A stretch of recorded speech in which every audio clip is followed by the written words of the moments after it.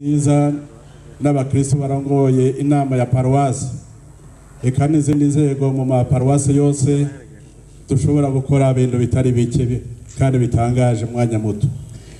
Akarero nako mwibonera ngaha kuri katedrali Jina Mundi n'ayandi maparuwasi ntarize kudondagura. Bone yakaryo rero ko bakengukira cyane cese mwebwe mwategere cyane uwo mugambi kandi mukawufasha kugira ngo utere imbere.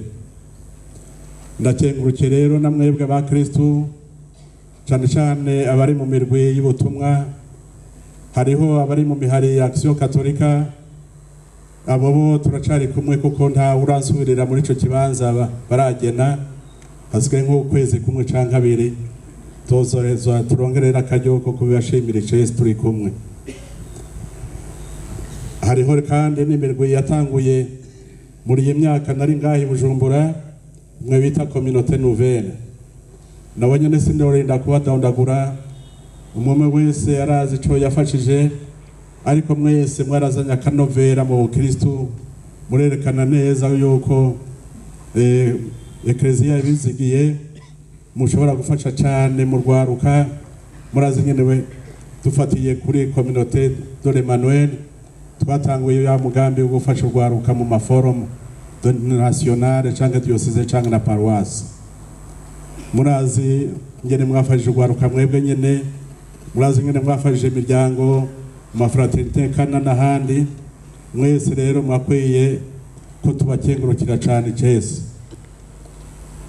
Ndakengurukiye kandi abihebeye Imana twarakoranye cyane ku munsi wa gatandatu uheruka nerigeze kubibabwira kubibashimira ingene mwitanga mutiziganya, haba mu mashuri, haba mu mavuriro, haba mu bikorwa bitandukanye byo kwitanga cyane cyane aho abandi badashobora, ko gufasha abagendana ubumuga, gufasha abakihabwenge, gufasha abatama n'abatamakazi, gufasha abo bose mubona yuko bakeneye ubitaho berekane yuko bafise agateka mbere y'Imana n'imbere y'abantu.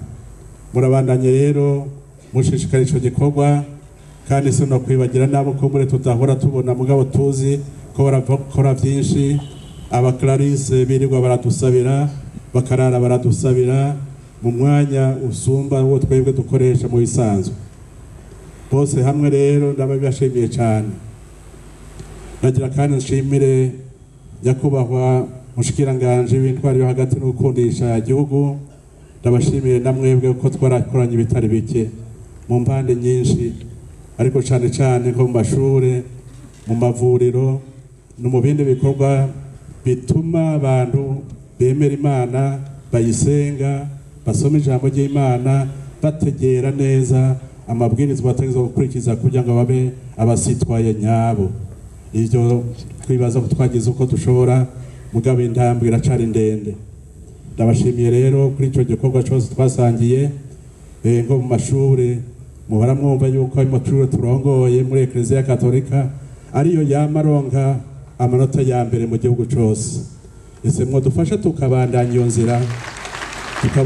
nzira itudebukirwe kumbure mudusabye amananiza. Turasabye rero twese uyu munsi mwifatanye nanje kugira ngo twakire uyu mushitsi mushasha nyakubahwa Musenyeri Gervase Banshimiye Musa, umwepiskopi mukuru wa diocese ya Bujumbura. Kuva ugishika nyakubahwa watwakivuga ko wagenwe ngaha n'abasaseredoti bose baci